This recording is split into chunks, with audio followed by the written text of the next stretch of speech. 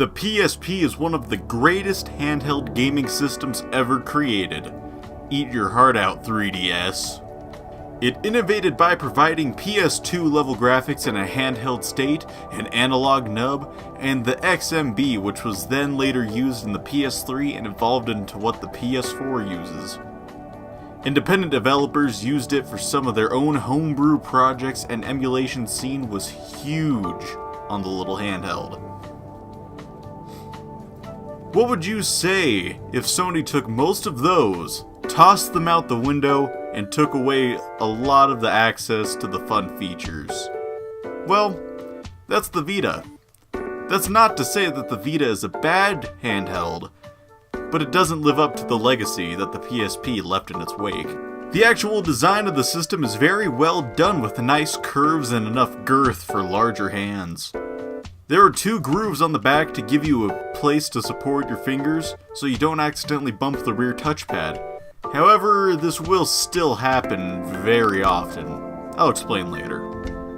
The system has a glossy finish, which is a death sentence for a handheld gaming system.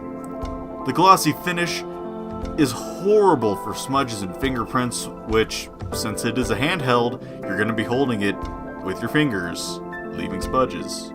With the design of the system though, unfortunately after longer periods of time, your hands will end up starting to cramp, especially with games that heavily use the right analog stick.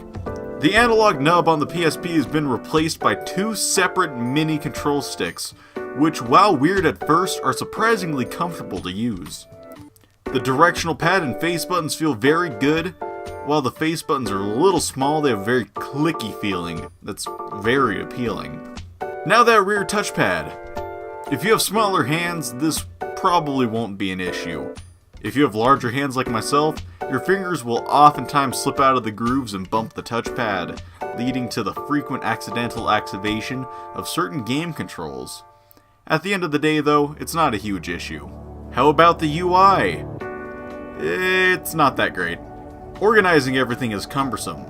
You can tell that it was trying to emulate what most phones do, but it doesn't pull it off very well. The bubble icons, while cute, are kind of annoying.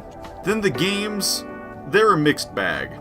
Now I would like you to keep in mind I only really have one Vita exclusive game for the system, so take what I say with a grain of salt. The God of War collection on Vita is the butchering of the God of War games. Missing particle effects, annoying touchscreen and touchpad controls, frequent drops in frame rate.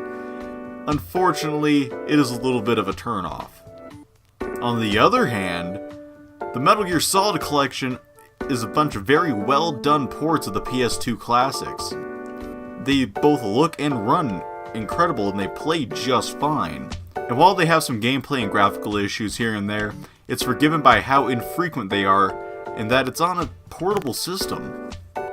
Much better than Snake Eater on the 3DS at least. The only real Vita exclusive game I have is Freedom Wars, and the game looks pretty good and the gameplay is pretty solid. And the indie titles? It's true what they say. Indies are great on this system.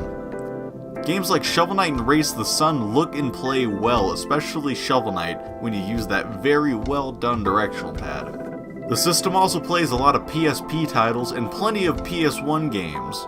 They both look and play perfectly fine. It's a good alternative to playing the PS1 classics on your PS3 and trying to track down some of the more valuable titles.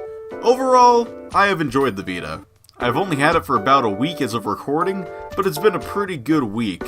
If you want a system with some fun games and as an alternative to Nintendo's 3DS, this system will definitely satisfy that urge.